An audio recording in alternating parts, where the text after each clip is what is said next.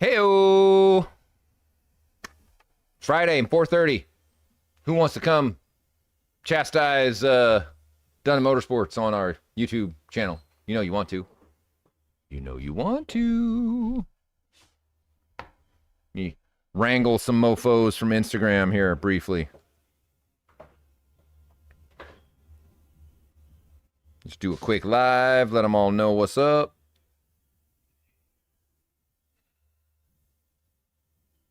Oh, my camera's the wrong way. Well, hey-o, how we doing? It's Friday. It's 4:30. Means it's time. You can hear that appropriate sound in my glass. Time to talk some shit. I mean, let you guys know what's up, but we are doing it on YouTube.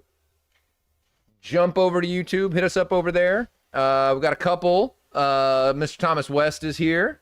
Come on over and join us on our YouTube channel, and we'll continue the party. Hopefully see you guys there in a few minutes. See ya. All right. That's fine. Can't post it. Can't post it. We can't post that kind of crap. So I think we should have everybody just enter into the monster. Just the monster picture.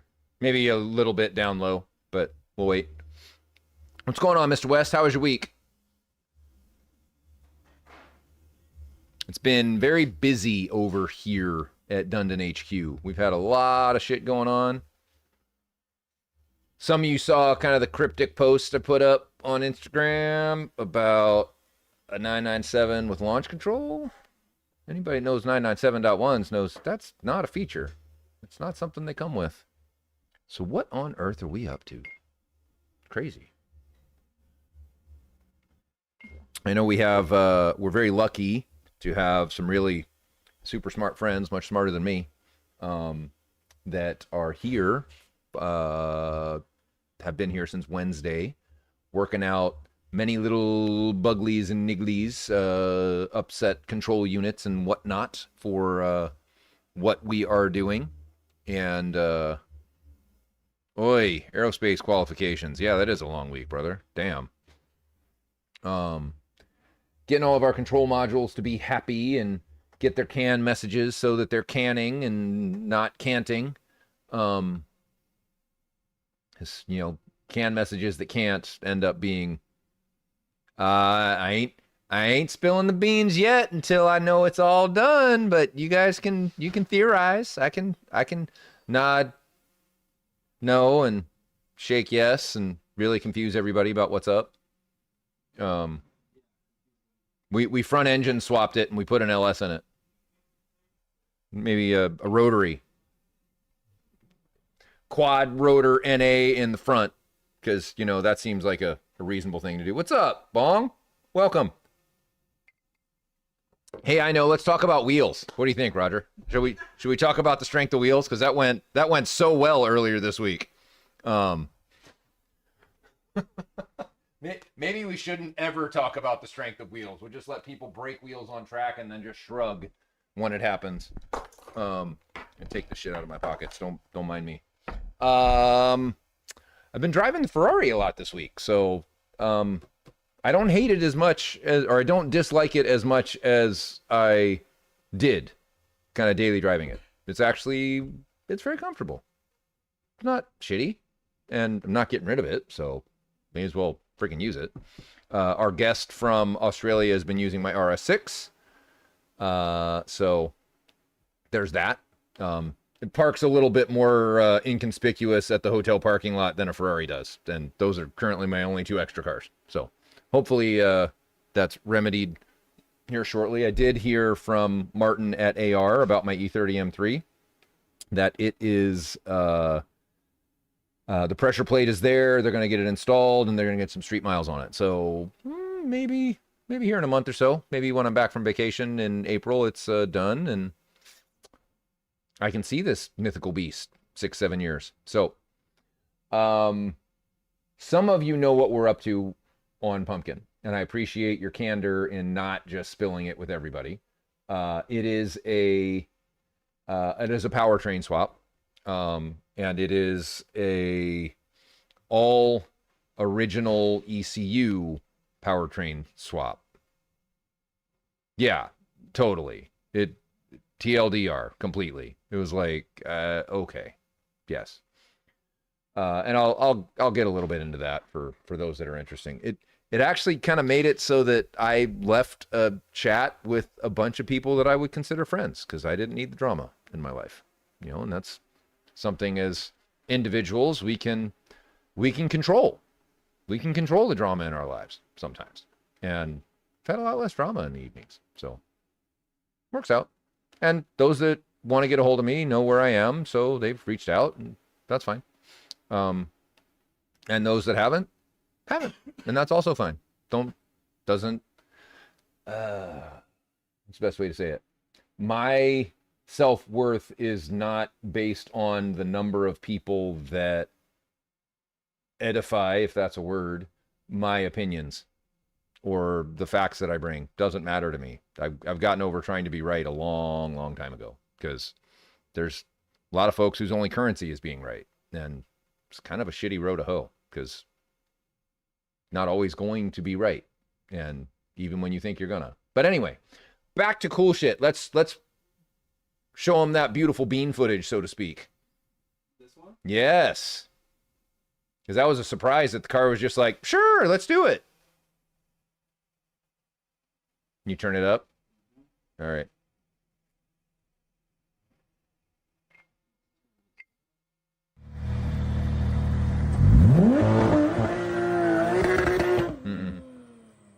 Well, unless this is turned way down here, which is possible. Yeah, if you can hear it, then it's fine. So this was still having some CAN bus dropout issues. It still wanted to go into neutral randomly, shit like that. But Daniel's found a whole slew of things and fixed them since then. First drive, it went 1 mile before it pitched a fit. Now it's gone 5 miles, and we're slowly honing in on some of the other things that we need to do. Plan is to take the car to the Ridge track day next week. And on 329. Hey, Dave, how you doing, brother? So that we can give her a little shakedown, and then button the last few things up and take Pumpkin to Smokies. Also had another guest show up that I get to meet for the first time tomorrow. Some of you guys have been with this for a minute. You want to throw that cloaked guest up that showed up this week? In the wrapper. You got the wrapper picture? Under the dev, that car's dev, there you go, and scroll up a bit. No, way more higher. Way more higher. Should be, whoa, wait. Not dev, the car name dev. There you go, talking to Justin, producer. We've got a lot of Slack channels, and sometimes things end up in crossover and they're hard to find. Do you have access to that one? I think you do. No. I'm trying not to say the car name. What's the car name? Dash dev.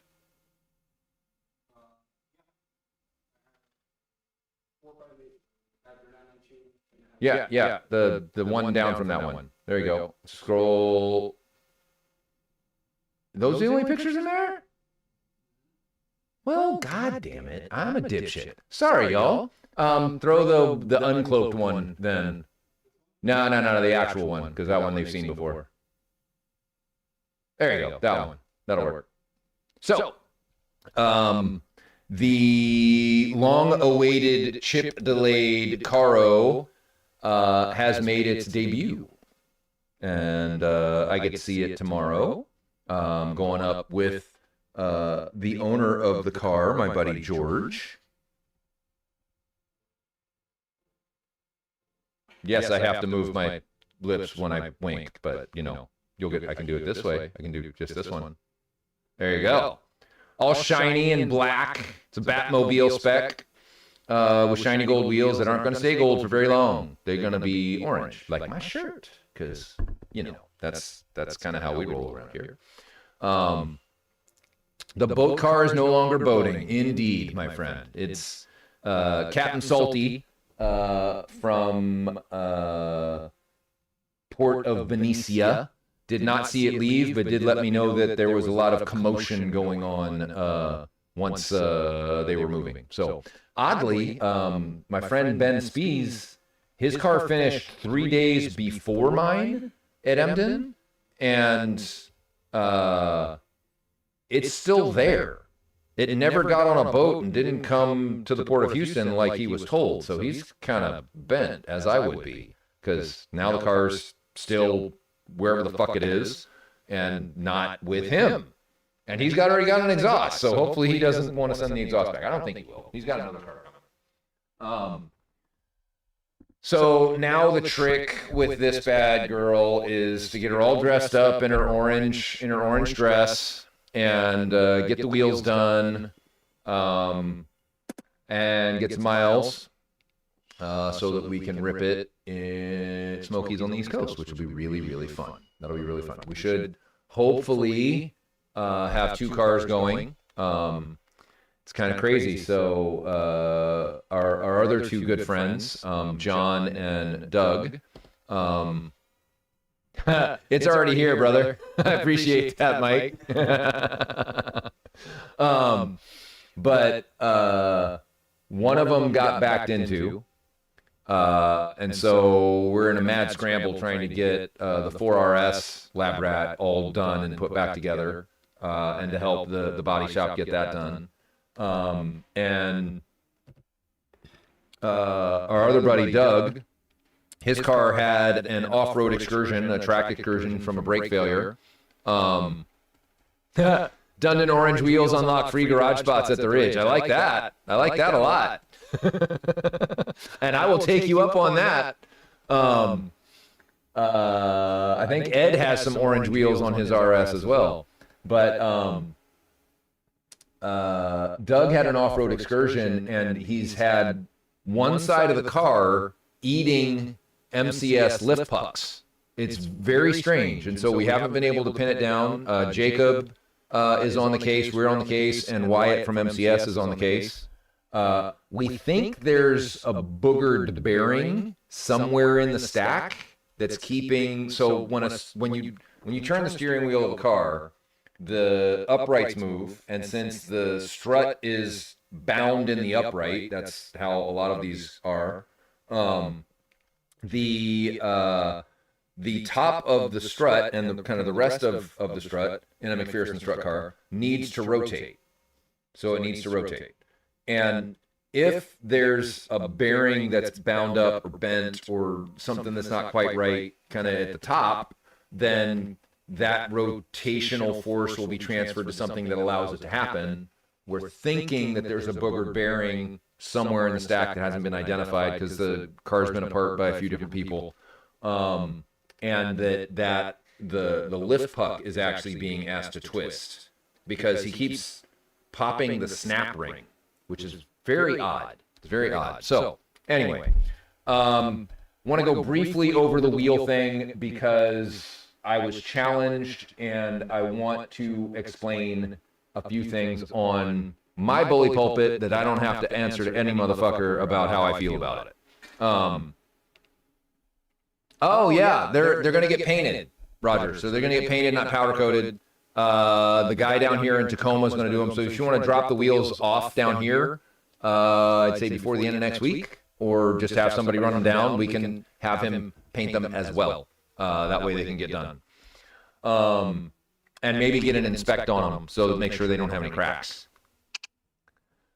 I was challenged about why Dundon doesn't sell Apex wheels or Titan 7 wheels or any other Joe Blow, I'll say budget-friendly wheel, not in a jackass way, but budget-friendly wheel, because that's what they are. They're relatively inexpensive compared to the other wheel options that are out there. And I'm sure the guys that run them are fantastic. I'm sure they're not trying to pull the wool over anyone, et cetera, but GT3s, GT3 RSs, etc., cup cars, and the like pull a lot higher Gs and transfer a lot higher load into the wheels than a BMW would, or your Subaru BRZ, or whatever else you might be taking to the track that isn't a Porsche GT car. Your Lamborghini Super Trofeo, it probably has wheels from Lamborghini that are of a certain load rating that are, quote, appropriate for that use. And if not, then, you know, that's Lamborghini's problem, not mine. I like to use wheel manufacturers that supply to OEM race car programs. One of them was FinSpeed. Unfortunately, FinSpeed is no longer. That makes me sad because I knew the owner, really liked the owner.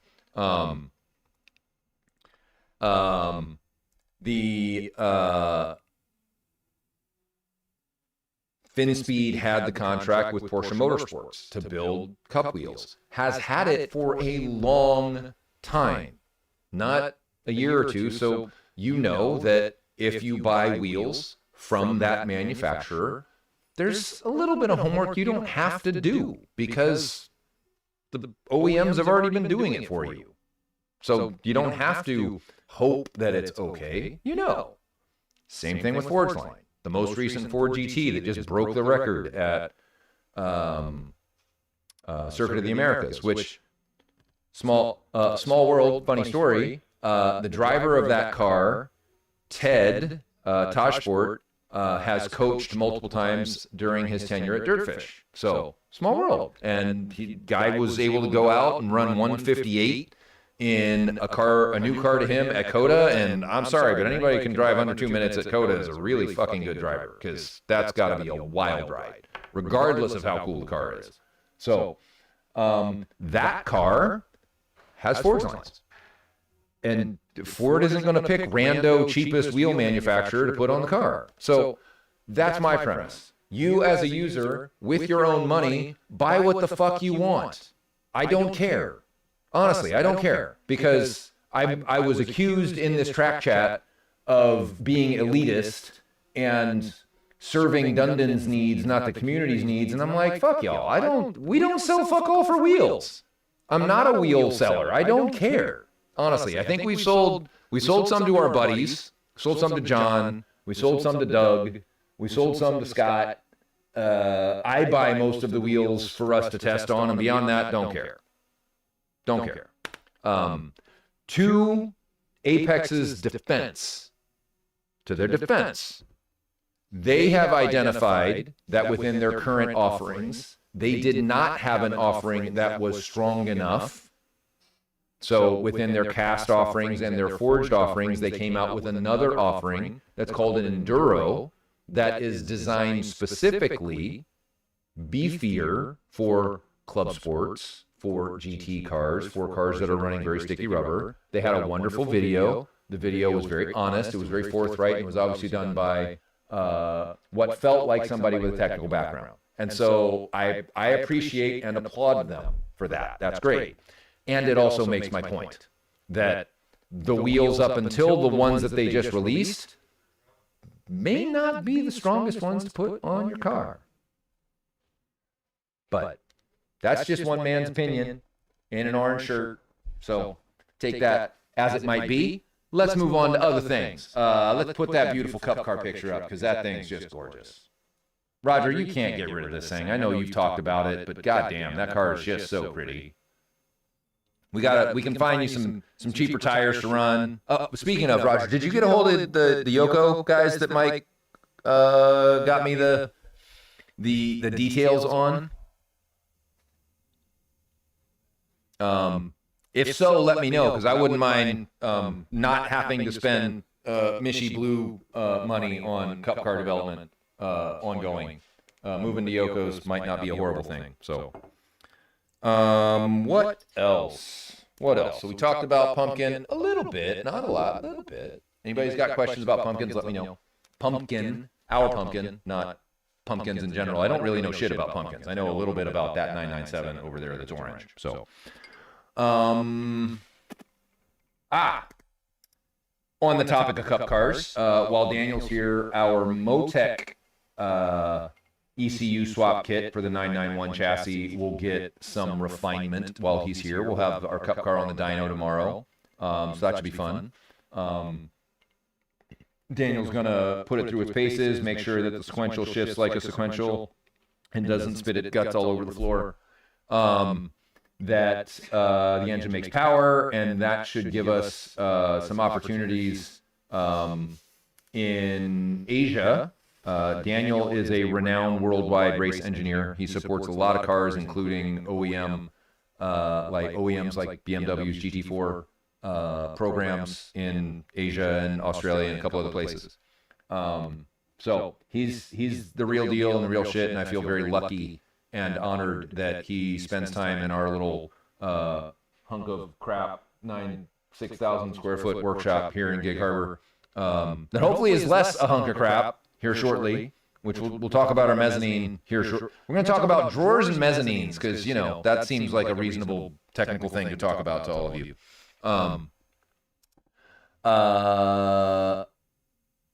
The Cup car program is interesting because 991.2 Cups can get quite a bit more horsepower, quite a substantial bit more horsepower, as we've shown here in the States with some of the cars.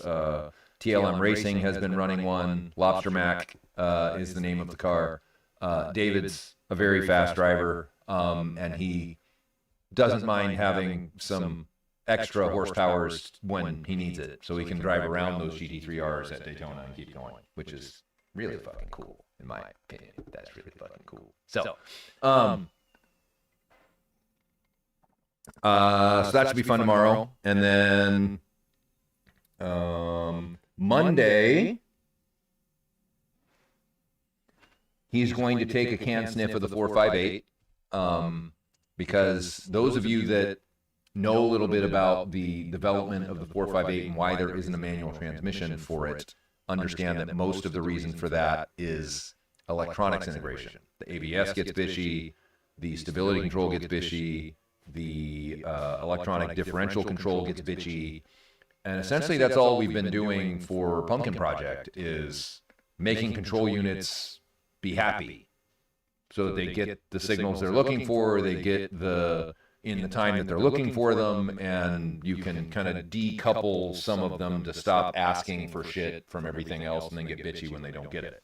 So, as opposed to what others have done, which is try to code modules in a factory way using, you know, challenge car files or these kinds of things and trying to make the car happy, we would take a slightly different slant to it, similar to what we've done with Pumpkin, and see if we can't marry and engage the factory controllers with a translator such that they behave. So he's going to take a can sniff of the 458 before he goes home. That'd be a longer term project. But 458 with a manual transmission that is literally an electronics module and then the hard parts would be a game changer for those cars. 458 Italias would jump.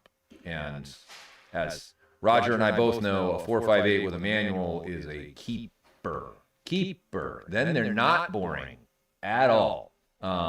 It's not so bad. I've been going back and forth. I take the back roads home, I take the highway to work, and the back roads home have been kind of fun. The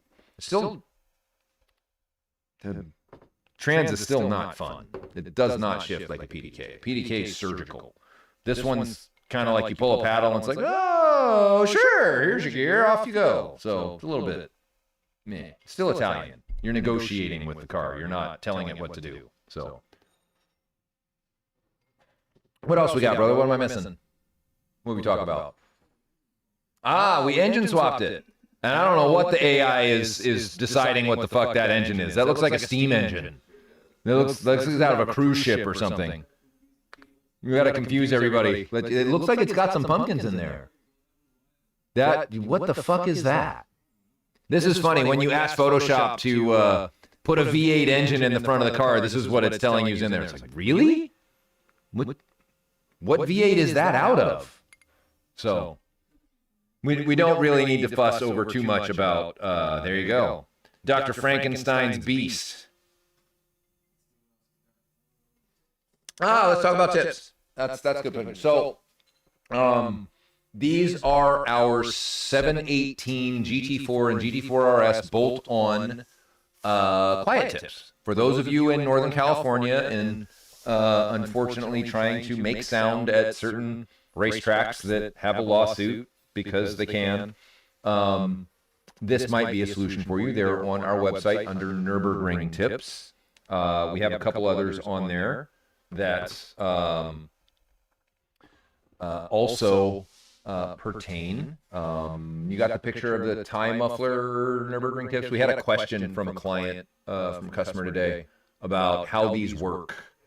So these are similar, but they go inside the tips, not bolted to it, because the tips on the tie muffler are integrated and welded. There, you can see that it's kind of the extension of the X-pipe as they come out. So these bolt on, they're held with a bolt and a spring and a clip so that they're allowed to expand and contract with some tension. So that's a handy thing for those of you that have a titanium muffler and need to meet sound. The quiet tips are good. I think Doug said that he dropped 6 or 7 decibels with them. I think Francis said similar, 6 or 7 decibels with the quiet tips installed in their titanium loud mufflers. So we try and help you guys out with shit you actually need sometimes, not just random shit that you don't really need. You know, look at me, the guy promoting the company. You don't really need this shit. What are you doing? Come on, just go drive your car. You need that driver mod. You don't need any of our parts. But it sure is cool to have them. We delivered 2, which is kind of cool. Dundon's Going Racing, which is really fun. We have a partnership with a local team, Racer on Rails. We've had it for a while now, as far as working together on track days and supporting one another and these kinds of things. They have a Cayman, a 718 GT4 Club Sport that they are entering in WRL, and we are providing our aero package. They have revalved their MCS shocks and refreshed them to be 3-way. I just gave Memo a bunch of upper mounts for the front so they can get some extra cambers, and upper mounts for the rear so they can get all the cambers. We may, if within the rule set and tire set, get them some extra wide rear tires. We haven't talked about that yet. We also have we'll call it a revised crack pipe exhaust for the Club Sports that is more in line with our understandings of how short the secondary needs to be based off of our work on the 4RS. Sounds good, Roger.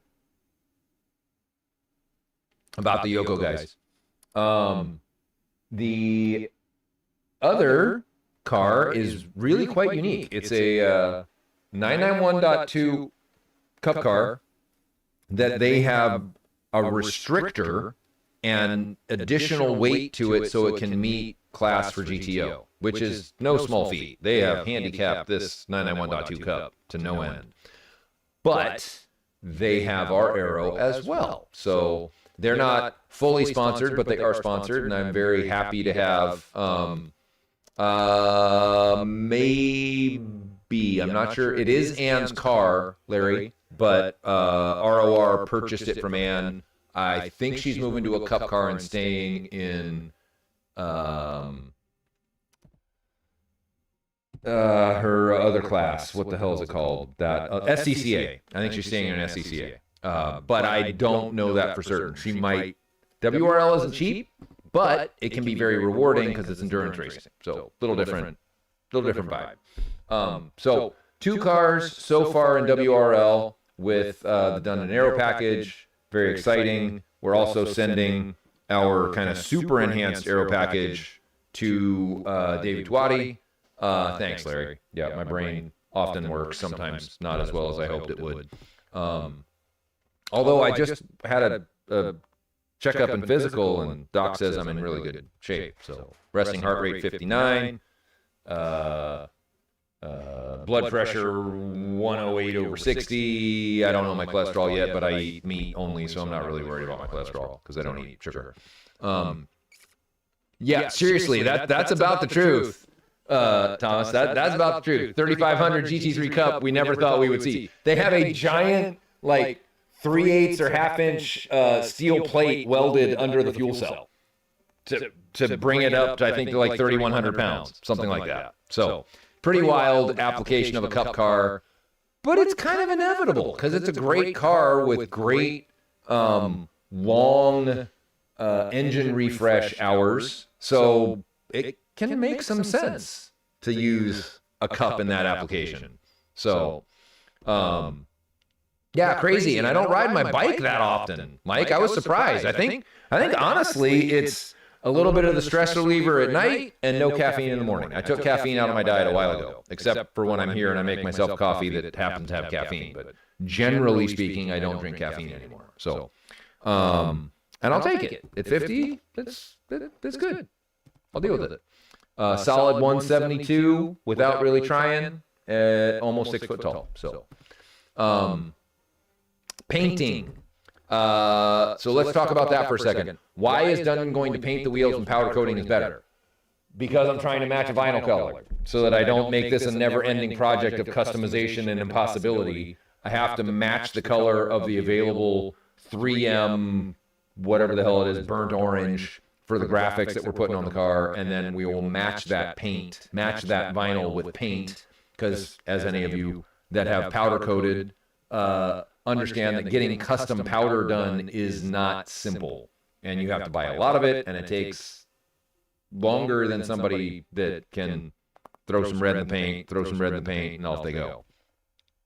Oh yeah, they'll be gloss, they'll be shiny, they'll be orange. We've done this a couple times now, so we're starting to make it so that it's a little bit better. So, telling you, Larry, if you want to try Carnivore's the Way. Carnivore's the Way. It can help you. No inflammation. It's a little boring, but I mean, people think you're crazy when you're telling them you have a steak every night for dinner, like literally every night. But it's all good. For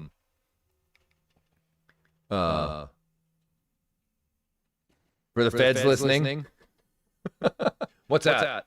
Being a carnivore?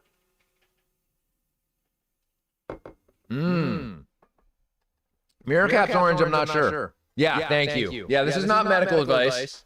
I am not a doctor. Although I sometimes I was explaining to my doctor the chemistry of how this works and why it's okay as she's listening to my carotid to see if I'm full of cholesterol plaques, and she's like, "Wow, they're like completely empty." I'm like, "Guess I'm doing something right." Cool.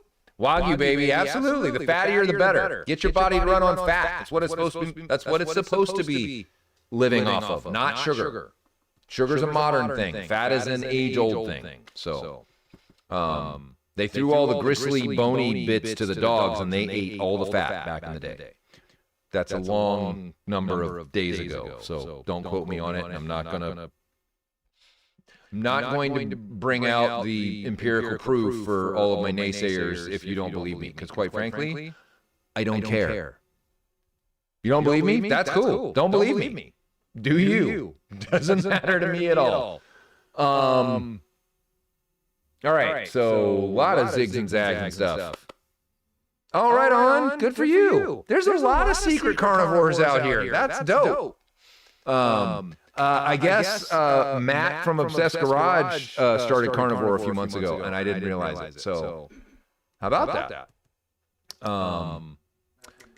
That is David Twatty, TLM Racing. Fantastic fella. He owns Farah Racing in Florida. They have a whole race series. You can run all kinds of cars in there, and he was going to run his Super Cup with... Yeah, Larry, happy to chat, get on the phone and help you get there. It's kind of shitty the first couple weeks because your body kicks and screams wanting sugar, but if you kind of know the way your poop gets weird, you need electrolytes. It's a whole thing, but I can help you get through that bridge if that's something you want to talk about. Grass-fed organic beef. You're in Texas. Find a butcher. Find a ranch and a butcher that you can get that meat from, and then you're set, because that's literally the hardest part. And you can have bacon, you can have fish, you can have eggs, you can have. I still have dairy, I still have coffee, I obviously still have whiskey. You know, it's like a 80-20 thing, right? Get it most of the way. You don't have to be a Nazi about it. So, unless you want to be a Nazi, but that's for a different reason. So, yeah, I think we were supposed to have those parts to David middle of March, Justin, so he could make those dates. But these are free parts. He's not going to bitch too much. We're going to send them to him so they can get tested and see if he can break them. So the double and the those of you that saw our latest Arrow Instagram snippet, make sure you go watch the YouTube video. We're going to continue to do more of those. We were ambitious. We use the word ambitious. Maybe foolish is also another word that's appropriate. In the amount of time it was going to take to produce two dipshits talking for 3 hours about a whole bunch of random topics, and then allowing our video producers to somehow build that into a cohesive, beautiful, educational piece of content. The amount of time it takes to do that is probably 10 to 1. Maybe 30 to 1 as far as what you filmed in the can versus how many hours it takes to edit and produce it. So some of these YouTube guys that do this shit, I don't know how many people they have. Right? How many people they have in their crew to push all of this shit through, honestly. You know, like guys that are putting shit out every day. Holy hell. I mean, they must have round-the-clock editors in every time zone around the world to make sure this stuff is working. We only have a couple guys, and they have other responsibilities here. Like Justin has been welding the GT3 RS mufflers because he is our most learned welder and does not really need anybody to hold his hand. He can figure it out, and that's why he got that task. And so that means other shit didn't happen. That's the plight of a small business. When you reassign somebody, it's not like the work comes from nowhere. So, that said, we are seeing that it is very informative, helpful, and well received, and we want to continue to do it. So, our friend Gabe, whom some of you who watched Super Lap Battle at COTA, the all-black GT3 RS that came in third in Limited, that was piloted by Mr. Gabe Zamora. And he has been a friend and supporter of Dundon Motorsports and vice versa, us for him, for a long time. And he just sent his data, his AIM telemetry data, to Ted, and we're going to try and piece that together, because he's like, the car was a lot quicker this year. It's the fastest it's ever gone. It's just he was competing against an SF90 Ferrari. Herrick's a local guy here. He's our kamikaze track guy. So whoever him and his partner with an SF90, that's some balls, because I've seen Herrick go off in giant clouds of dust out in at the ridge when he's pushing his 981 GT4. And this is a number of years ago, and I know Herrick's a great guy, and he's a very competent, very learned driver, and he's not going to take that much risk in a $700,000 car versus an $80,000 car, I would assume. I don't know that with certainty, but I would assume. Herrick got first at 214 and change. There was that an E92 M3? E92 or the F, one of the F series M3. Anyway, there was an M3 there, full-time attack car. The beautiful thing about what Gabe's running is it's literally what we sell to street car guys in HDB for high-performance driving events, for HPDEs. And car could go to 7-Eleven, get a Slurpee, go through a Starbucks drive-through. It's not so low that it's fine. They took the interior out of it for weight, so it's a little Spartan on the inside, probably a little noisy. but that's it. Beyond that, it's a freaking street car with bolt-ons. You know, all the power package bolt-on, all the arrows bolt-on, the MCS is what we sell, brakes are what we sell, all that stuff. So we're going to have Gabe on once we get the data process, once Ted gets through it.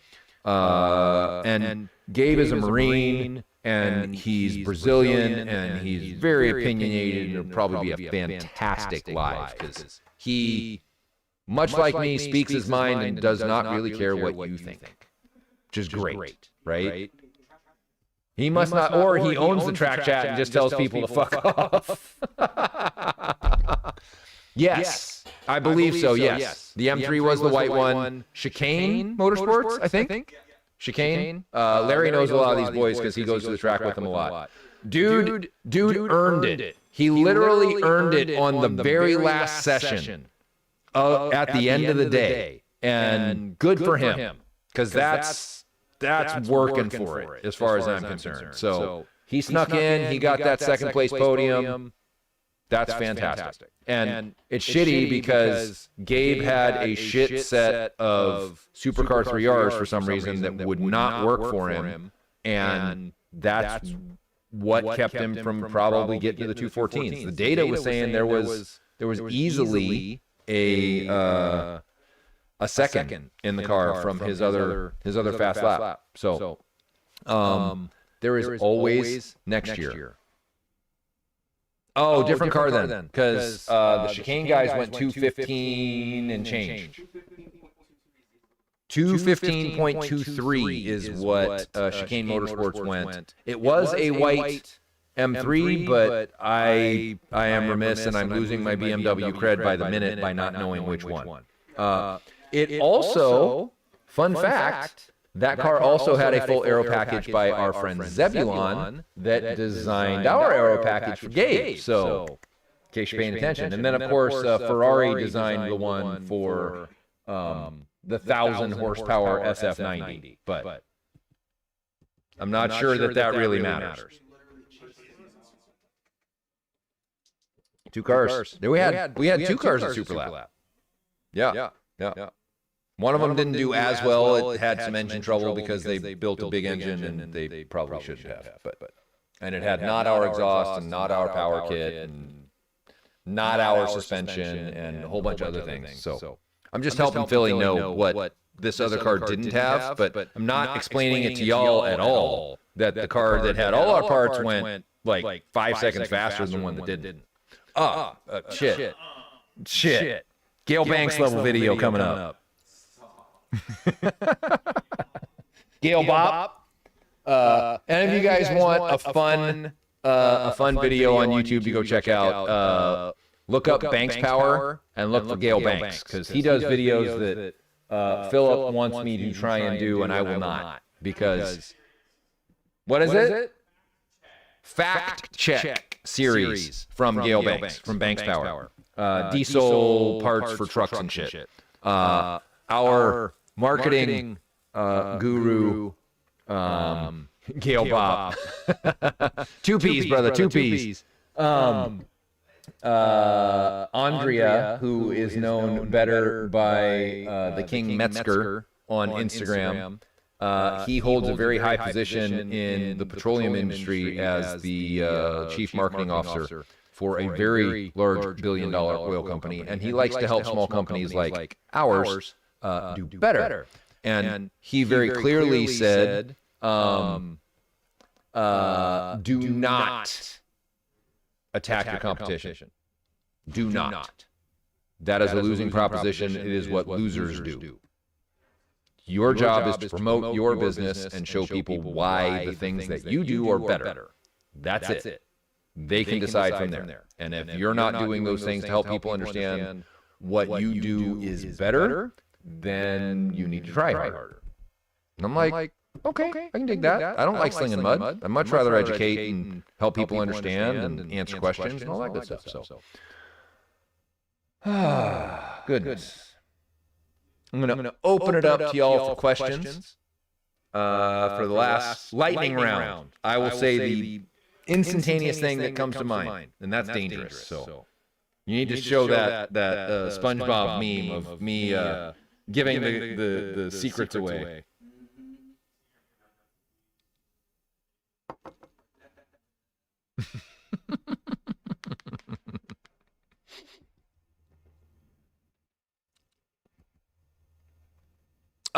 One more quick update. Those of you who are looking for our 4RS and GT4 dive planes, I swear to God, they really are coming. We're not lying to you. Ted and I have been struggling with getting the honest, straight answer from our carbon manufacturer. We're going to have a sit-down on Monday about this. We have some of them here, but not all of them here. They look great. We're very happy with them. They fit. They're awesome. Give us a couple more days. Literally, these are like 17 development projects we're trying to drag through carbon all at the same time. So, yes, indeed, yay. So hopefully you saw my chat response, Dave, because I told you they'd be shipping this week, and we have some of them, but not all of them. They ship like some of the uppers and not the lowers, and some of the lowers and not the uppers, so we don't have a complete like A to B to C to D matching set. Once we do, they're on their way to you. Thoughts on CPOing my car? Can you?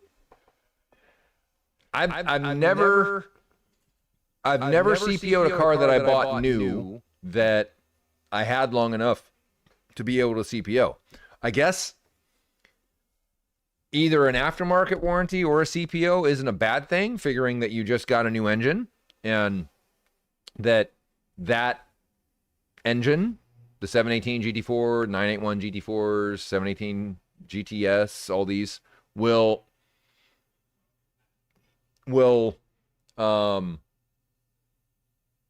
eventually grenade again. I'm sorry. It's just, if they're used on track and pushed hard, that's kind of going to be what they're going to do. Just the nature of what they are. Yes, that is prudent, Larry. They might not notice the MCS, maybe, but I'd get the exhaust and some of that shit off of it for the inspection for CPO. But Brian, my RS is, I'm going to get it tomorrow, brother. Tomorrow, if you can believe that shit. So you missed it. It's back at the beginning. When you go back and watch the rest, you'll see it. And then it goes to PPF and it gets color and all that bit. Larry, you should talk to Roger about warranty. He's the guy that knows that. I'd hit him up on Telegram. Just ask him to give you a phone call and he can give you all the lowdown about the backwards things. Is the finger follower on .1's universal or is it mostly combined to track people? So, complicated answer for a simple question. The issue with the wear and any kind of tribological wear, meaning frictional type wear, things rubbing against each other, you know,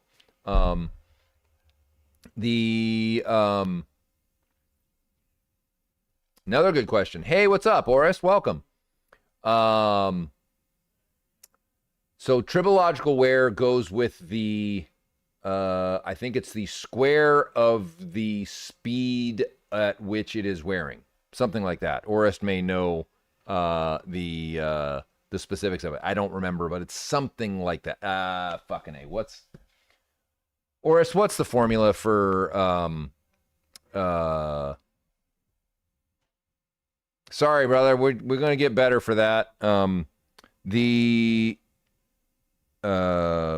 kinematic friction versus static friction, isn't it? There's a velocity component in that, right? So it's going to be the square. I'm pretty sure. Anyway, so as the engine rotates faster, there's going to be more wear. So do tracked cars see higher RPM more often than non-tracked cars? Generally, yes, but maybe not so. So it's probably more appropriate to say that cars that see higher RPM more often are going to see wear. This is the reason why .1 GT3s have more wear than .1 GT3 RSs, because .1 GT3 RSs are limited to 8800 in first and second and 8400 from 3rd, 4th, 5th, and 6th. So Porsche knew something. They knew that they couldn't run it all the way to 9,000, even though they said all the GT3s would, and the GT3s have all the problems. So the right way to fix this, we're going to document this with our friends at Spec German, is prophylactic, meaning preventative. I just like the word prophylactic. I'm not sure why. Preventative inspection of the wear on your finger followers. And yes, that does mean the engine needs to come out of the car. And yes, that does mean that you need to do it until you, and at a certain cadence, certain number of months or a season or whatnot, depending on how often you drive the car, so that you can see for your use case how quickly you're wearing the finger followers. If the finger followers are pulled when they're barely worn and you replace them with new, you will never wear the camshaft. That's where the issue comes. The finger followers are meant to wear, and that's okay.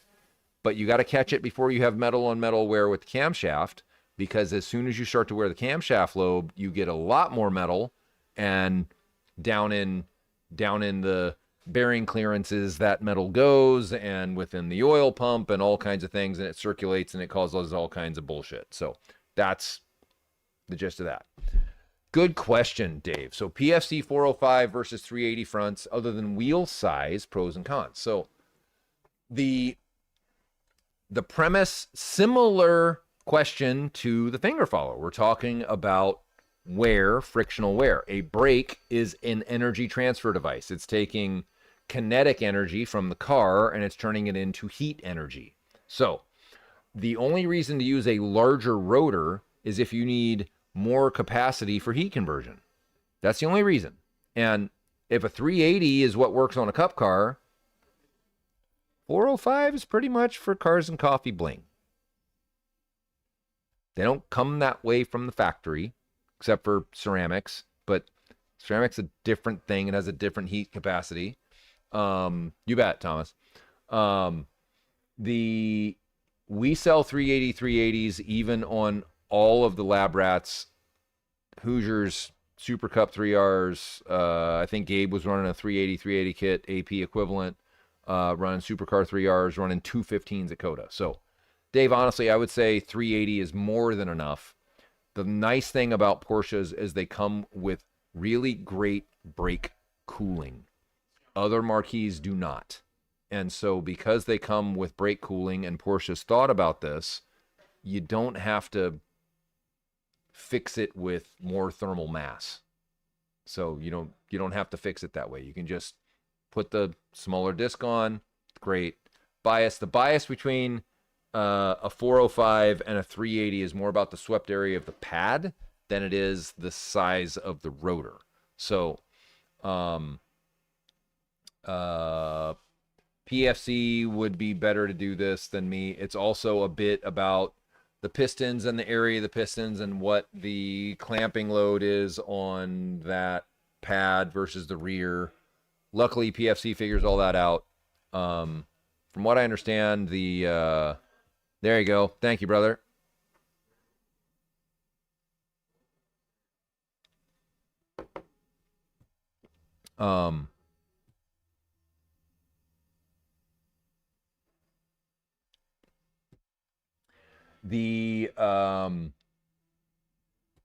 My money, stay 380.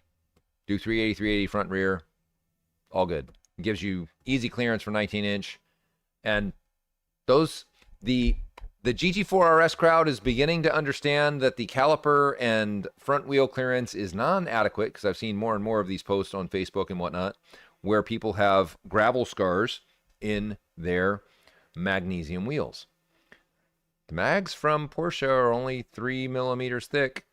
And you start taking millimeters away with gravel, there isn't much left. There was a car in Europe that blew up the front wheels and took out the entire front fender because the wheel separated. So, not a fear monger, but I had scars on our magnesium wheels, and I told the customer that bought the car,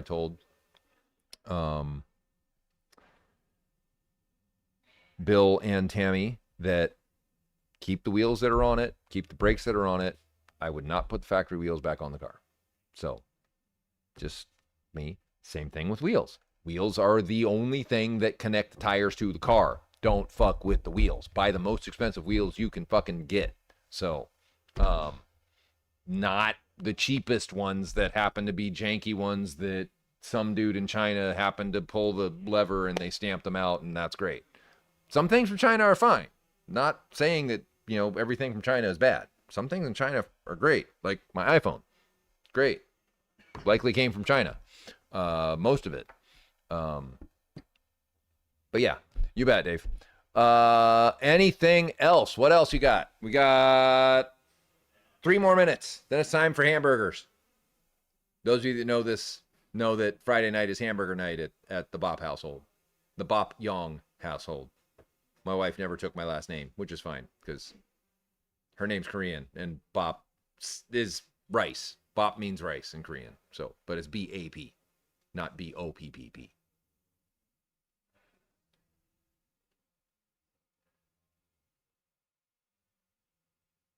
Thank you all for coming tonight. It's been engaging. You guys have had a lot of great questions. You allow me some bandwidth to exercise the catharsis necessary for being a small business owner. And you make it fun. You ask good questions. Sorry, Oris, go back and watch from the beginning. You'll see some goodies, and you should stop by because am I a bun with my burger kind of carnivore? I cheat on Friday nights because I do enjoy a bit of bread on my burger, but the rest of the time it's jowl bacon and scrambled eggs and ribs and all the rest. So that's all right, brother. We will have fun soon enough, face to face. Yes, resist the glorious gluten. I've been carnivore for 18 months, and I didn't do it for losing weight. I did it as support for my wife for inflammation and joint shit, and I generally feel better about it. When I go for a ride on my bike, I don't bonk. I've gone up to like almost 60 miles on my bike without needing to have any sugar pouches or all this other shit. I have an electrolyte drink. I bring a fat bar. They're called carnivore bars. They're insanely fucking expensive, but they work, and it's fine. I mean, so it's good. It's all about what you want. And I have a little whiskey. Sometimes more than a little. Not always proud of that, but, we all have our vices. RS tomorrow, RS tomorrow, RS tomorrow. Word up. Yes. I will be there for the duration. I'll be on the East Coast for almost a week, and wifey knows. So, yeah. Yeah, you know what they are. Yeah, they're crazy, right? But they work. I mean, they're a good meal replacement. It's a lot of fucking calories. This whiskey is... I'm not sure who named this, quite honestly, because I get mixed feelings from it. With that prelude, it is quite delicious. This is Cream of Kentucky. This is their bottled and bond rye from our friends at McCallum & Sons in Tacoma. This was his selection. He brought it. It's very good. It's got a nice color to it. I'm going to bring it up close to the camera so you guys can see it. Got a nice kind of dark rye color to it. And it's legit tasty. I got some 17-year Dickel and some 15-year Dickel from him, and stop chuckling because I know what you're thinking, and that's not the kind of Dickel that this is. And it's got that, those of you who are whiskey drinkers, especially some of the older stuff, it's kind of got that cask musk to it. It tastes like some of the mold in the cask got in the bottle. I'm kind of not a fan of that. I mean, this one's nice because it's clean. So, yeah, you got it. Or it'd be nice to have you here on the chat sometime. Especially once Pumpkin isn't throwing random errors. So, yeah, word up. All right, y'all. Have a wonderful Friday. We will be back on next week in the morning. Our first attempt at the weekly roast as a morning kind of, not Jamie drinking and being belligerent, but drinking coffee and being belligerent, because the belligerence is never going to change. is going to happen Wednesday morning. I do not know the time, but it will be announced. And please join in then so that our East Coast friends like Dave and GT3 Matty and a couple others don't have to be on at 8:30 at night. You guys can join us at lunchtime if you'd like. Trying to mix it up a little bit, give you guys a couple options with interfacing with us. We'll have guests on. We'll continue to do Whiskey Fridays. Maybe not as often, but we got to get some traction with the weekly roast. So, all right, y'all. Have a wonderful weekend and stay safe.